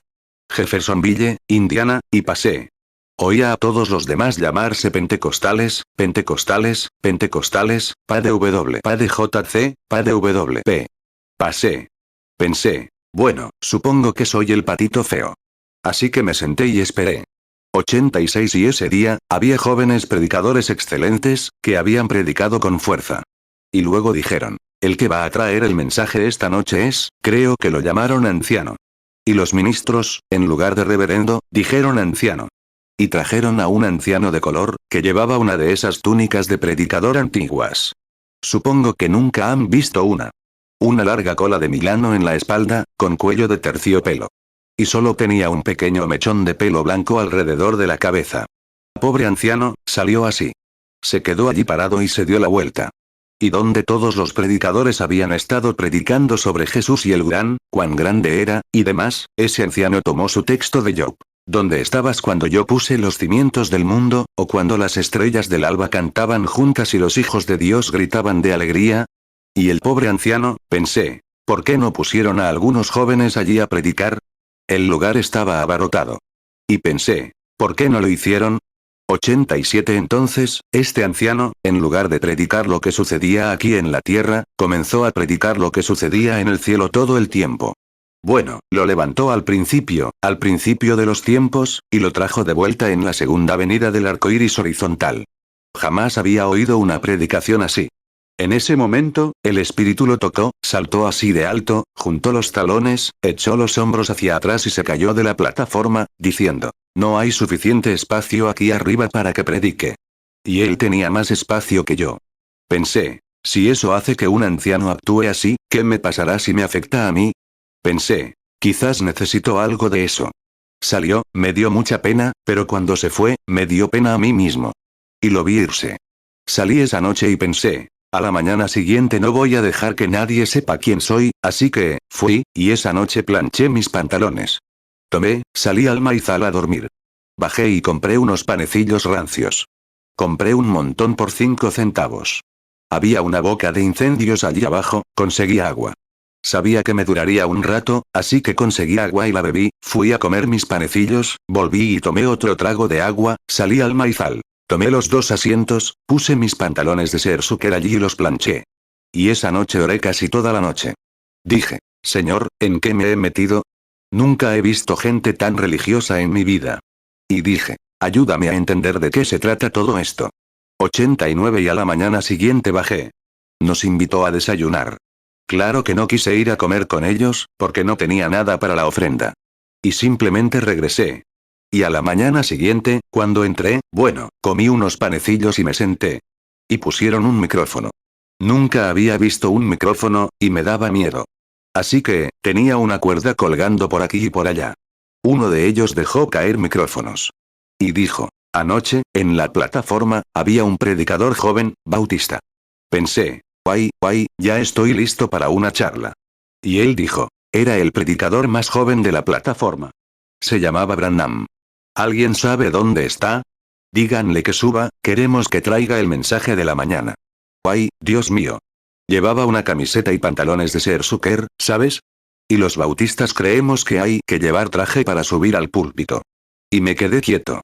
Y en aquella época, la tenían en el norte porque, en su convención internacional, la gente de color no podía ir si era en el sur. Allí había gente de color, y yo era sureño, tenía el cuello almidonado, pero, ¿sabes? Me creía un poco mejor que los demás. Y esa mañana, justo a mi lado, se sentó un hombre de color. Me senté y lo miré. Pensé, bueno, es un hermano. Y él dijo, ¿alguien sabe dónde está William Branham? Me hundí en el asiento así. Entonces dijo, lo anunció por segunda vez, dijo, alguien de afuera, abrió el micrófono, ¿sabe dónde está William Branham? Díganle que lo queremos en la plataforma para el mensaje de la mañana. Es un predicador bautista del sur de Indiana. 91 me quedé completamente quieto y me agaché. Nadie me conocía. Ese chico de color me miró y me dijo, ¿sabes dónde está? Tenía que mentir o hacer algo. Así que le dije, espere un momento. Dijo, sí, señor. Le dije, quiero decirle algo. Le dije, soy él. Me dijo, bueno, suba. Y le dije, no, no puedo. Mira, le dije, llevo puestos unos pantalones viejos de Sersuker y una camiseta. Le dije, no podía subir. Me dijo, a esa gente no le importa cómo te vistas. Sube. Le dije, no, no. Le dije, quieto, no digas nada ahora. Y volvieron al teléfono un minuto después, y preguntaron, ¿alguien sabe dónde está William Branham? Dijo, aquí está. Aquí está. Aquí está. Madre mía. Ahí me levanté con esa camisita, ¿sabes? Y aquí, 92 dijo, pase, señor Branham, queremos que traiga el mensaje. Guay, vaya. Delante de todos esos predicadores, toda esa gente. Y me deslicé, ¿sabe? Con la cara roja y las orejas ardiendo. Y me deslicé, con pantalones y camiseta de Sersuker, predicador bautista, al acercarme al micrófono, nunca había visto uno. Me paré allí y dije, bueno, no sé nada de esto. Estaba a tientas, muy nervioso. Y llegué aquí cerca de Lucas 16, y pensé, bueno, ahora. Y empecé a hablar del tema. Y alzó los ojos en el infierno y lloró. Entonces, así que empecé a predicar, ¿sabe? Y me puse a predicar, me sentí un poco mejor. Y dije, el hombre rico estaba en el infierno y lloró. Esas 3 palabras, como tengo muchos sermones así. ¿Crees esto? Y habla a la roca, me han oído predicar eso. Y tenía. Y entonces lloró. Y dije, no hay niños allí, ciertamente no en el infierno, y entonces lloró. Dije, no hay flores allí, y entonces lloró. No hay Dios allí, y entonces lloró. No hay Cristo allí, y entonces lloró. Entonces lloré. Algo me atrapó. Madre mía. Ay, madre mía. No sé qué pasó. Cuando recuperé la conciencia, estaba parado afuera. Esa gente empezó a gritar y a llorar, y griega. Lo pasamos fatal. 93 al salir, se me acercó un hombre con un gran sombrero tejano y botas grandes. Se acercó y dijo, soy el elder fulano de tal. Predicador. Botas y ropa vaquera. Pensé, bueno, entonces mis pantalones de Sersuker no están tan mal. Dijo, quiero que vengas a Texas y me des un avivamiento. Déjame apuntar eso, señor. Y lo anoté así. Entonces apareció un hombre con unos pantalones de golf, como los que usaban para jugar al golf, ¿sabes?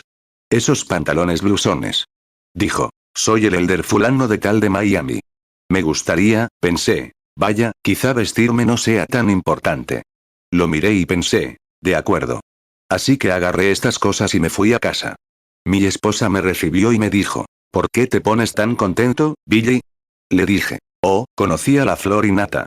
Es lo mejor que has visto. Esa gente no se avergüenza de su religión. Y, ay, se lo conté todo. Y le dije, y mira, cariño, un montón de invitaciones. ¿Qué gente? Ella dijo, no son unos santos rodadores, ¿verdad? Le dije, no sé qué clase de rodadores son, pero consiguieron algo que necesitaba. Le dije, de eso estoy seguro. Le dije, vi a un anciano de 90 años rejuvenecer. Le dije, nunca en mi vida había oído una predicación así. Jamás había visto a un bautista predicar así. Dije, predican hasta quedarse sin aliento, doblan las rodillas hasta el suelo, se levantan, recuperan el aliento. Se les oye a 2 cuadras, siguen predicando. Y dije, nunca he oído algo así. Y dije, hablan en una lengua desconocida, y el otro dice de qué están hablando.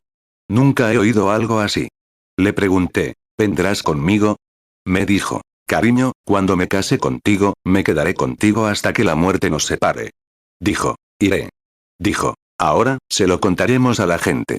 Y le dije, bueno, tú se lo cuentas a tu mamá y yo se lo contaré a la mía. Así que, fui y se lo conté a mamá. Mamá dijo, claro, Billy. Haz lo que el Señor te haya llamado a hacer. 95 Y entonces la señora Brumbach me pidió que subiera. Subió y me preguntó, ¿de qué está hablando? Y yo dije, ay, señora Brumbach. Dije, pero ustedes nunca han visto a esa gente. Ella dijo, cálmense. Cálmense. Dije, sí, señora. Dije, lo siento. Y ella dijo, ¿sabe que son un grupo de santurrones? Dije, no, señora, no lo sabía. Dije, son gente estupenda. Ella dijo, la sola idea. ¿Cree que sacaría a mi hija entre cosas así? Dijo, ridículo. Eso no es más que basura que las otras iglesias han tirado. Ella dijo, claro. No sacará a mi hija así. Dije, pero, señora Brumbach, en el fondo de mi corazón siento que el Señor quiere que vaya con esa gente. Ella dijo, vuelve a tu iglesia hasta que puedan pagarte una casa parroquial y compórtate como un hombre sensato. Dijo, no vas a llevar a mi hija por ahí. Dije, sí, señora. Me di la vuelta y salí. 96 Y Ope empezó a llorar. Salió y dijo, Billy, diga lo que diga mamá, me quedaré contigo. Dios la bendiga. Y yo le dije, no te preocupes, cariño. Y simplemente lo dejé pasar. Ella no dejaba que su hija se fuera con gente así porque no era más que basura. Así que simplemente lo dejé pasar. Fue el peor error de mi vida, uno de los peores. 97 Poco después, unos años después de que nacieran los niños, un día, hubo una inundación en 1937. Hubo una inundación.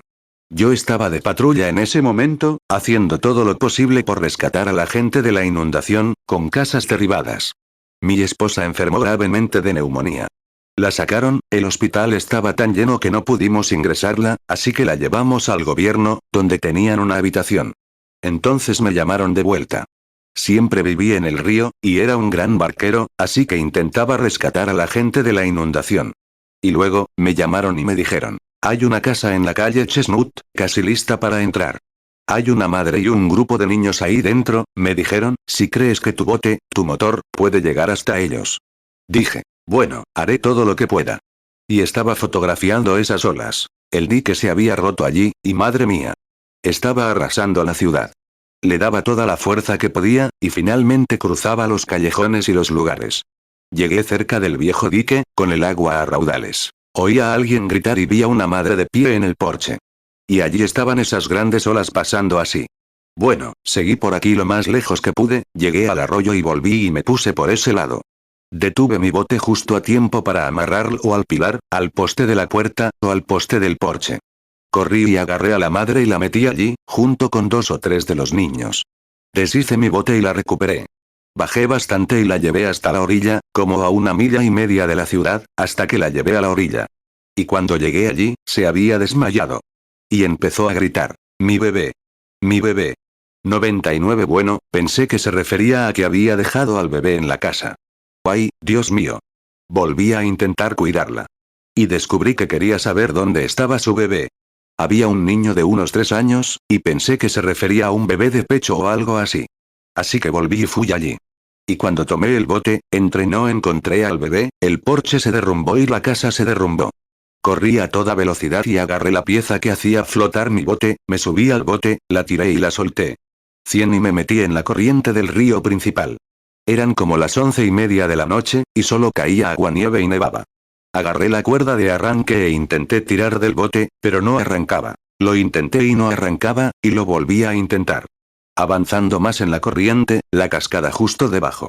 Me esforzaba con todas mis fuerzas, y pensé, ¡ay, aquí está mi fin! ¡Ya está! Y lo intentaba con todas mis fuerzas. Y decía, Señor, por favor, no dejes que muera así, y tiraba y tiraba. Y recordaba, ¿y qué hay de esa basura a la que no querías ir? Volví a poner la mano en el bote y dije, Dios, ten piedad de mí. No dejes que deje a mi esposa y a mi bebé así, y que estén ahí fuera enfermos. Por favor. Seguí tirando así, y no arrancaba. Podía oír el rugido allá abajo, porque yo, solo unos minutos, y, ¡ay, Dios mío! Eso sería todo. Y dije, Señor, si me perdonas, te prometo que haré lo que sea. Arrodillado en ese bote, con el aguanieve golpeándome en la cara, dije, haré lo que quieras. Y tiré de nuevo y arrancó. Le di toda la gasolina que pude y finalmente llegué a la orilla. Regresé para encontrar la camioneta, la patrulla. Y pensé, algunos dijeron, oye, el gobierno se la llevó. Mi esposa y mi bebé allí dentro, ambos bebés. 102 y me puse a trabajar para el gobierno con todas mis fuerzas, y el agua estaba estancada a unos 4,5 metros de profundidad. Había un mayor allí, y le pregunté, Mayor, ¿qué pasó con el hospital? Le dije, no se preocupe. ¿Habrá alguien ahí dentro? Y le dije, sí, una esposa enferma y 2 bebés. Me dijo, todos salieron. Dijo, están en un vagón de carga y se dirigen a Charleston. Corrí, tomé mi bote, tomé mi auto, y mi bote en la parte trasera, y corrí allí, y luego los arroyos habían bajado de ancho unos 4 kilómetros. Y toda la noche intenté, algunos dijeron, el vagón de carga, se desprendió de las vías en el puente. Bueno, me encontré abandonado en una pequeña isla, allí 3 días. Tuve mucho tiempo para pensar si eso era basura o no. Simplemente me preguntaba, ¿dónde está mi esposa? 103 Finalmente, cuando la encontré, pocos días después de haber salido y haber cruzado, estaba en Columbus, Indiana, en el Auditorio Bautista, donde habían construido una especie de hospital, con habitaciones para enfermos en pequeños catres del gobierno. Corrí hacia ella con todas mis fuerzas, intentando encontrarla, gritando, Esperanza. Esperanza. Esperanza. Miré, y allí estaba, tumbada en un catre, con tuberculosis. Levantó su manita huesuda y dijo, Billy. Corrí hacia ella y le dije, Esperanza, cariño. Me dijo, tengo muy mal aspecto, ¿verdad? Le dije, no, cariño, te ves bien. Durante unos 6 meses trabajamos con todas nuestras fuerzas para intentar salvarle la vida, pero cada vez estaba más mal. Un día, estaba de patrulla y tenía la radio encendida, y creí oír que decían, hagan una llamada por radio. Dijeron, para William Branham, se busca al hospital de inmediato. Su esposa se está muriendo. Regresé al hospital lo más rápido que pude. Encendí la luz roja y la sirena, y salí corriendo. Luego, al llegar al hospital, me detuve y entré corriendo. Al pasar por el hospital, vi a un amiguito mío con el que pescábamos y corríamos juntos de niños, Sam Adair. El doctor Sam Adair, quien tuvo la visión hace poco, le contó sobre la clínica. Y me dijo, si alguien duda de la visión, que lo llame por cobrar si quiere saber si fue correcta o no. 105 Y entonces salió así, con el sombrero en la mano. Me miró y se echó a llorar. Corrí hacia él, lo abracé.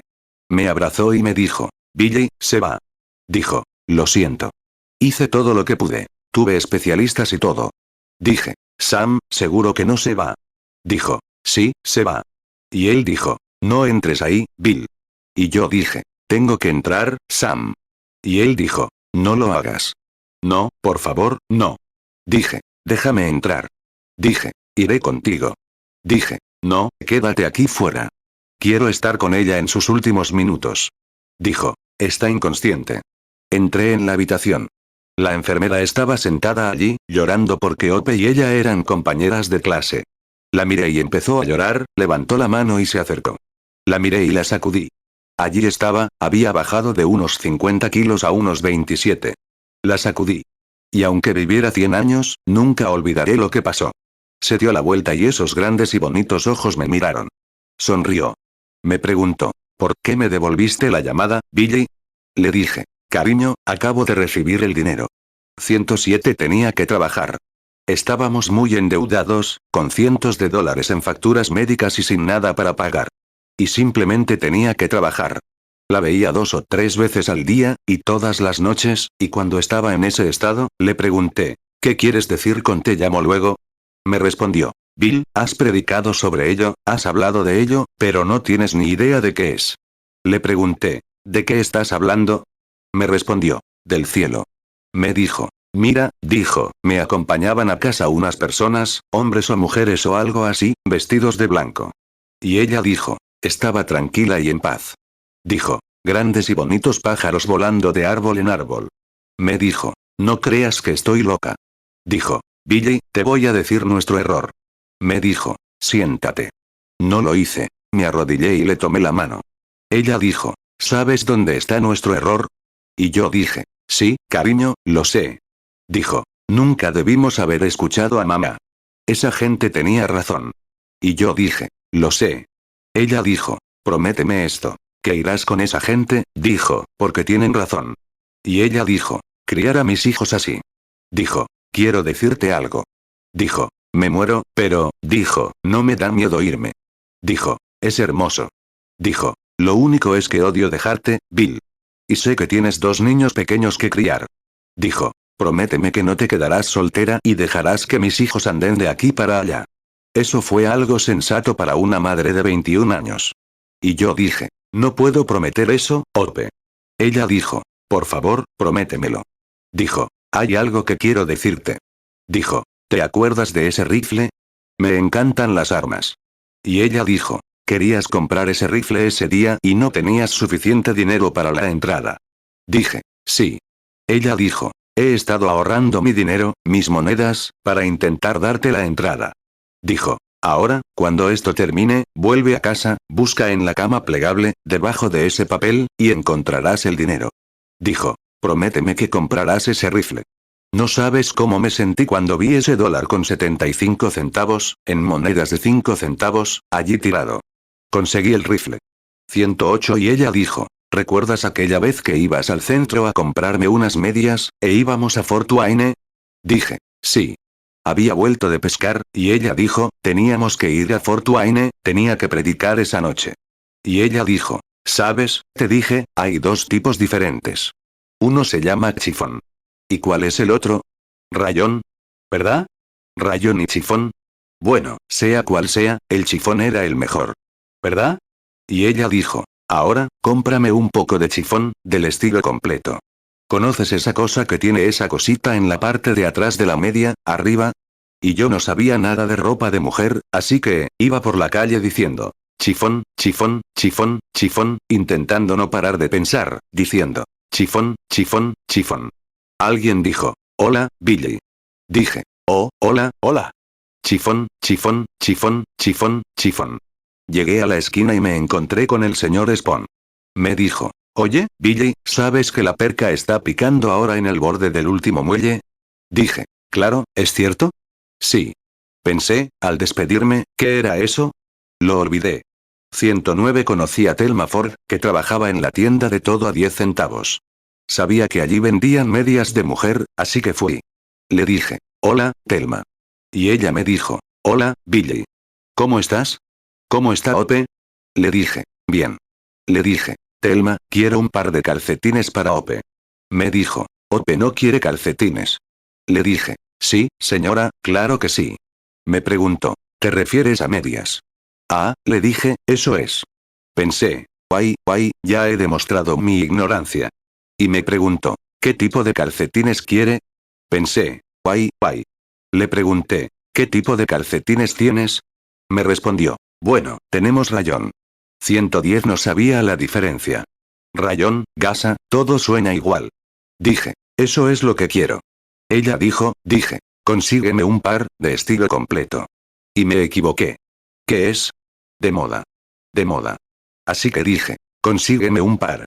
Y cuando fue a dármelos, solo costaban 30, 20 o 30 centavos, más o menos la mitad. Bueno, le dije, dame 2 pares. 111 volví a casa y le dije, cariño, vosotras las mujeres buscáis gangas por toda la ciudad.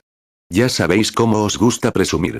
Y le dije, pero mira, compré 2 pares al precio que cuesta uno. Dije, ah, es mi habilidad. Mira, le dije, ¿sabes? Telma me los vendió. Le dije, puede que me los haya dejado a mitad de precio. Me preguntó, ¿conseguiste gasa? Le dije, sí, señora. Me sonaba igual, no sabía que hubiera diferencia. 112 y me dijo, Billy, me pareció extraño que cuando llegó a Fort Wayne tuviera que comprarse otro par de medias, dijo, se las doy a tu madre. Dijo, son para mujeres mayores. Dijo, lo siento. Y yo le dije, no te preocupes, cariño. Y ella dijo, no vivas soltera. Y dijo, no sabía lo que iba a pasar en unas horas. Y le sostuve las manos mientras los ángeles de Dios la llevaban. 113 me fui a casa. No sabía qué hacer. Me acosté allí por la noche y oí, creo que era un ratoncito, estaba en la vieja chimenea donde teníamos unos papeles. Cerré la puerta con el pie y allí colgué su kimono, y estaba allí, en la morgue. Y al poco rato alguien me llamó y me dijo, Billy. Era el hermano Frank Broy. Dijo, tu bebé se está muriendo. Dije, ¿mi bebé? Dije, sí, Sharon Rose. Dije, el doctor está allí ahora y dijo que tiene meningitis tuberculosa. La contagió de su madre. Y dijo, se está muriendo. Me subí al coche y subí. Y allí estaba, la pequeña. La llevaron de urgencia al hospital. Salí a verlo. Sam se acercó y me dijo, Billy, no entres en esa habitación, piensa en Billy Paul. Dijo, se está muriendo. Le dije, doctor, tengo que ver a mi bebé. Me dijo, no, no puede entrar. Dijo, tiene meningitis, Billy, y tú se la darías a Billy Paul. 115 y esperé a que saliera. No soportaba verla morir, y a su madre tendida allí en la funeraria. Les digo, el camino de un transgresor es duro. Y fui, entré sigilosamente, y cuando Sam y la enfermera salieron, bajé al sótano. Es un hospital pequeñito. Estaba en un lugar aislado, y tenía moscas en los ojitos. Y le pusieron lo que llamamos una mosquitera, o una pequeña mosquitera, sobre los ojos. Y ella, con un pequeño espasmo, su piernita gordita se movía arriba y abajo así, y sus manitas, con ese espasmo. Y la miré, y era lo suficientemente grande como para ser linda, de unos 8 meses. 116 y su madre solía dejarla ahí fuera con su pequeño tricornio, ya sabes, en el jardín, cuando yo subía. Y yo tocaba la bocina, y ella decía, gu, gu, gu. Extendiendo la mano hacia mí. Y allí yacía mi querida, moribunda. La miré y le dije, Sharry, ¿conoces a papá? ¿Conoces a papá, Sharry? Y cuando me miró, sufría tanto que uno de sus lindos ojitos azules se cruzó. Parecía que me partía el corazón. Me arrodillé y dije, Señor, ¿qué he hecho? ¿Acaso no he predicado el Evangelio en las esquinas? ¿He hecho todo lo que sé hacer? No me lo tengas en cuenta. Nunca los llamé basura, fue ella quien los llamó basura. Dije, siento todo lo que pasó. Perdóname. No te lleves a mi bebé. Y mientras oraba, vi que algo negro, como una sábana o un paño, descendía. Supe que me había rechazado. 117 Ahora bien, ese fue el momento más difícil y traicionero de mi vida. Cuando me levanté y la miré, pensé, Satanás me dijo, bueno, ¿quieres decir que con lo duro que has predicado y con la forma en que has vivido, y ahora, tratándose de tu propio bebé, te rechazará? Dije, así es. Si él no puede salvar a mi bebé, yo tampoco. Me detuve. Simplemente no sabía qué hacer. Y entonces dije, Señor, me la diste y me la quitaste. Bendito sea el nombre del Señor. Si me llevas, te seguiré amando. Y puse mi mano sobre ella y le dije, Dios te bendiga, cariño. Papá quiso criarte, con todo mi corazón quería criarte, y criarte para amar al Señor. Pero los ángeles vienen por ti, cariño. Papá bajará tu cuerpecito y lo pondrá en los brazos de mamá. Te enterraré con ella. Y algún día papá te conocerá. Tú solo espera allí arriba con mamá. 118 Cuando su madre agonizaba, me dijo, sus últimas palabras. Bill, quédate en el campo. Le dije.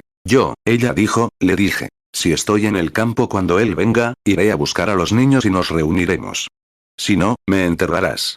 Ve a la derecha de la gran puerta, y cuando los veas entrar a todos, quédate ahí y empieza a gritar. Bill. Bill. Bill. Tan fuerte como puedas. Nos vemos allí. Le di un beso de despedida. Hoy estoy en el campo de batalla. De eso hace casi 20 años. Tengo una cita con mi esposa. Voy a verla. 119 Tomé al bebé, y cuando murió, lo puse en brazos de su madre y lo llevamos al cementerio. Y me quedé allí para escuchar al hermano Smith, el predicador metodista que predicó el funeral. Cenizas a las cenizas, y polvo al polvo. Y pensé, corazón a corazón. Allí se fue.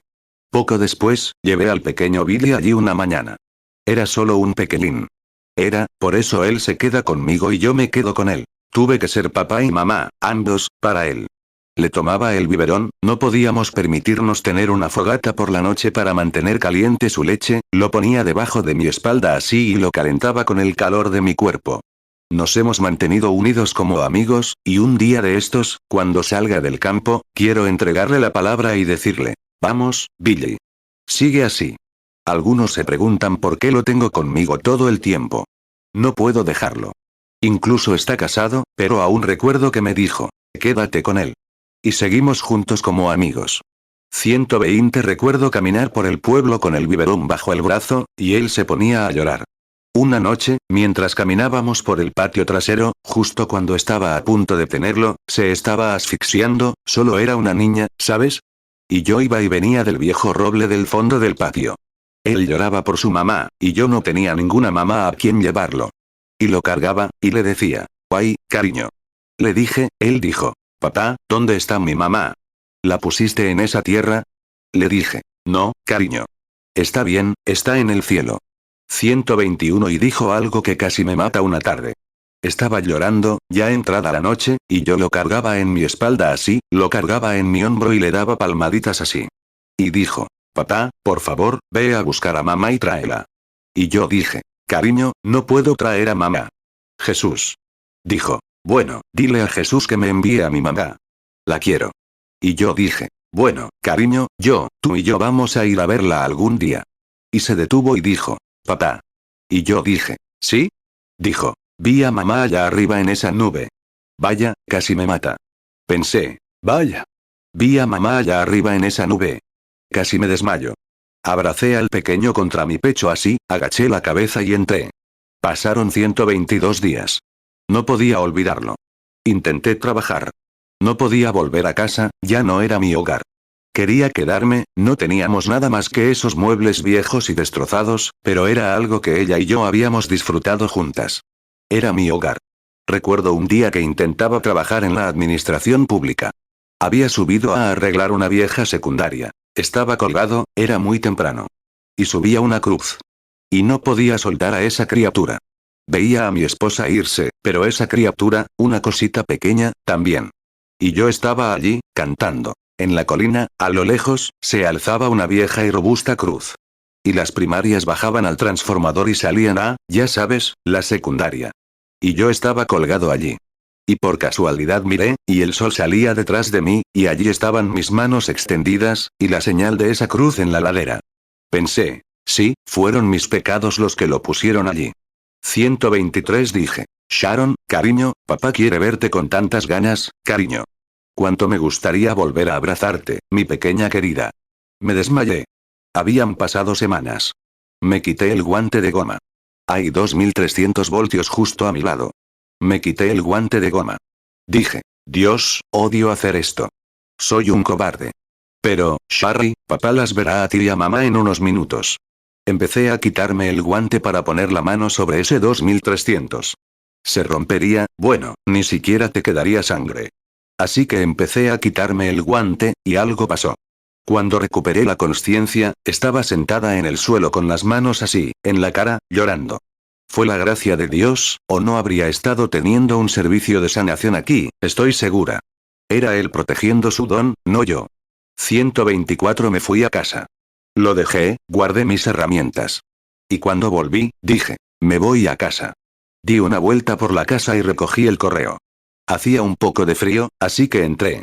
Teníamos una habitación pequeña, yo dormía en un catre, y la escarcha subía, y esa vieja estufa. Tomé el correo y lo miré, y lo primero que vi fue su pequeño ahorro navideño, 80 centavos, señorita Sharon Rose Branham. Ahí estaba, de nuevo. 125 Había sido guardabosques. Metí la mano y saqué mi pistola de la funda. Dije, señor, ya no aguanto más, me muero. Estoy tan atormentado. Tiré del percutor, me la puse en la cabeza, arrodillado en ese catre en esa habitación oscura. Dije, Padre nuestro que estás en los cielos, santificado sea tu nombre. Venga tu reino, hágase tu voluntad.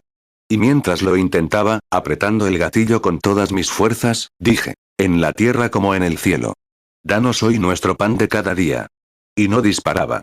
Y pensé, oh, Dios, ¿me estás haciendo pedazos? ¿Qué he hecho? Ni siquiera me dejas morir. Tiré el arma al suelo, y se disparó y atravesó la habitación. Y dije, Dios, ¿por qué no puedo morir y salir de esto? No puedo más. Tienes que hacerme algo. Me caí y empecé a llorar en mi litera vieja y sucia. Debí de quedarme dormido. No sé si estaba dormido o qué pasó. Siempre he anhelado estar en el oeste.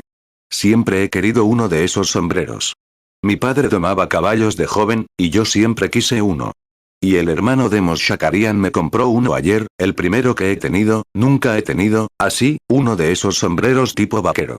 Mateo 6, 9. Vosotros, pues, oraréis así. Padre nuestro que estás en los cielos, santificado sea tu nombre. Mateo 6, 10. Venga tu reino. Hágase tu voluntad, como en el cielo, así también en la tierra. Mateo 6, 11. El pan nuestro de cada día, dánoslo hoy. Lucas 11, 2. Y les dijo. Cuando oréis, decid, Padre nuestro que estás en los cielos, santificado sea tu nombre. Venga tu reino. Hágase tu voluntad, como en el cielo, así también en la tierra. Lucas 11, 3. El pan nuestro de cada día, dánoslo hoy. 126. Y pensé que iba por la pradera, cantando aquella canción. Hay una rueda rota en la carreta, un letrero en el rancho. Se vende. Y mientras avanzaba, vi una vieja carreta cubierta, como una vieja goleta de la pradera, y la rueda estaba rota. Claro, eso representaba a mi familia rota. Y al acercarme, miré, y allí estaba una jovencita muy guapa, de unos 20 años, con el pelo blanco suelto y ojos azules, vestida de blanco. La miré y le pregunté, ¿cómo estás? Continuó. Ella dijo, hola, papá. Y me volví y le pregunté, ¿papá? ¿Cómo? Pregunté, ¿cómo, señorita, puedo ser tu papá si eres tan vieja? Ella dijo, papá, simplemente no sabes dónde estás. Y yo pregunté, ¿qué quieres decir? Ella dijo, esto es el cielo. Dijo, en la tierra fui tu pequeña Sharon. Cariño, le dije, era solo un bebé. Dijo, papá, los bebés aquí no son bebés, son inmortales. Nunca envejecen ni crecen. Y le dije, bueno, Sharon, cariño, eres una jovencita muy guapa. Dijo, mamá te espera. Le pregunté, ¿dónde? Dijo, arriba, en tu nuevo hogar. Y le pregunté, ¿nuevo hogar? Los Branham son vagabundos, no tienen hogar, solo, y le dije, bueno, nunca tuve un hogar, cariño. Dijo, pero tienes uno aquí, papá. No quiero parecer un bebé, pero es tan real para mí. Al pensarlo, todo vuelve a la realidad. Dijo, tienes uno aquí, papá. Sé que tengo uno allá. Algún día iré. Dijo, ¿dónde está Billy Paul, mi hermano? Dije, bueno, lo dejé en casa de la señora Broy hace unos minutos. Dije, mamá quiere verte. 127. Me giré y miré, y había grandes palacios, y la gloria de Dios los rodeaba. Oí un coro angelical cantando mi hogar, dulce hogar. Subí unos pasos largos, corriendo a toda velocidad. Y cuando llegué a la puerta, allí estaba ella, con una túnica blanca, y ese cabello negro, largo, le cubría la espalda. Extendió los brazos, como siempre hacía cuando llegaba a casa cansada del trabajo o algo así. La tomé de las manos y le dije, cariño, vi a Sharon ahí abajo. Le dije, era una chica guapa, ¿verdad? Dijo, sí, Bill. Dijo, Bill, me abrazó, y me dijo, justo alrededor de mis hombros, empezó a darme palmaditas. Deja de preocuparte por mí y por Sharon. Le dije, cariño, no puedo evitarlo. Dijo, ahora Sharon y yo estamos mejor que tú. Y dijo, no te preocupes más por nosotras. ¿Me lo prometes? Y le dije, Ope. Le dije, he estado tan sola por ti y por Sharon, y Billy llora por ti todo el tiempo. Le dije, no sé qué hacer con él. Y ella dijo, todo irá bien, Bill. Me dijo, solo prométeme que no te preocuparás más. Y me preguntó, ¿no te quieres sentar? Miré a mi alrededor y vi una silla enorme. 128. Y recuerdo que intenté comprar una silla. Para terminar, una vez intenté comprar una. Teníamos esas sillas viejas de madera para el desayuno. Teníamos que usarlas, eran las únicas sillas que teníamos. Y podíamos comprar una de esas sillas que se abatían hacia atrás, como, no recuerdo qué tipo de sillón. Costaba $17, y se pagaban $3 de entrada y uno a la semana. Y conseguimos una. Y, cuando llegaba, trabajaba todo el día y predicaba hasta la medianoche por las calles y donde pudiera. Un día me atrasé con los pagos. No pudimos, y el problema se agravó día tras día, hasta que finalmente vinieron, se llevaron mi silla. Esa noche, que nunca olvidaré, me preparó un pastel de cereza. Pobrecita, sabía que me iba a decepcionar. Y después de cenar, le pregunté, ¿qué te parece esta noche, cariño? Y ella dijo, oye, traje a los chicos del barrio a buscarte lombrices. ¿No crees que deberíamos ir al río a pescar un rato? Y yo dije, sí, pero... 129 y empezó a llorar. Sabía que algo andaba mal. Tenía una idea, porque ya me habían avisado que vendrían a buscarla. Y no podíamos pagar ese $1 semanal. No podíamos, simplemente no podíamos permitírnoslo. Me abrazó, y fui a la puerta y mi silla ya no estaba. Me dijo, ¿recuerdas esa silla, Bill? Y le dije, sí, cariño, la recuerdo. Y le dije, eso era lo que pensabas, ¿verdad? Sí. Y le dije, bueno, esta no se la van a llevar, esta ya está pagada. Me dijo, siéntate un momento, quiero hablar contigo. Y le dije, cariño, no entiendo esto. Y me dijo, prométeme, Billy, prométeme que no te preocuparás más. Te vas. Y le dije, prométeme que no te preocuparás. Y le dije, no puedo hacer eso, Orpe. 130 y justo entonces recuperé la consciencia, la habitación estaba oscura. Miré a mi alrededor y sentí su brazo rodeándome. Le dije, Orpe, ¿estás aquí? Empezó a darme palmaditas. Dijo, ¿me vas a hacer esa promesa, Bill? Prométeme que no te casarás, no te preocupes más. Le dije, te lo prometo. Y entonces me dio 2 o 3 palmaditas, y desapareció. Me levanté de un salto, encendí la luz, miré a todas partes y se había ido. Pero acababa de salir de la habitación. No se había ido, seguía viva. Era cristiana. 131 Billy y yo fuimos a la tumba hace un tiempo, empacando una florecita para su madre y su hermana, justo una mañana de Pascua, y nos detuvimos. El pequeño empezó a llorar y dijo, papá, mi mamá está allá abajo. Le dije, no, cariño. No, ella no está allá abajo.